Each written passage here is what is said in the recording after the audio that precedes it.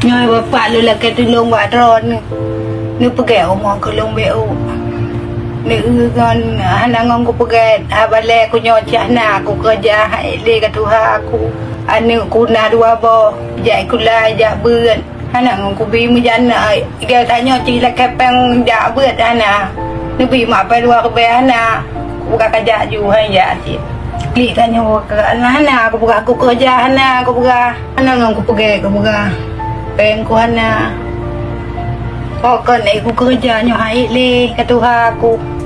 Kisah pilu seorang ibu janda bernama Nur Saadah atau yang akrab disapa Wadah, warga desa Nicah Awe, kecamatan Simpang Ulim, Kabupaten Aceh Timur, telah menyentuh hati banyak orang.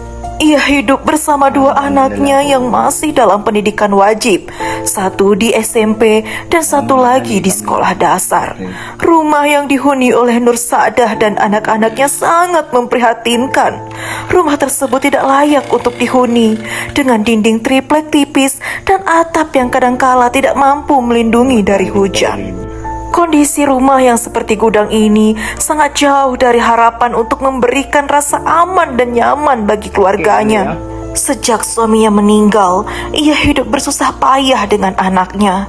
Kini, ia sangat berharap bantuan dari pemerintah, khususnya Bupati Aceh Timur, untuk dapat memiliki rumah yang layak, serta memberikan masa depan yang lebih baik untuk anak-anaknya.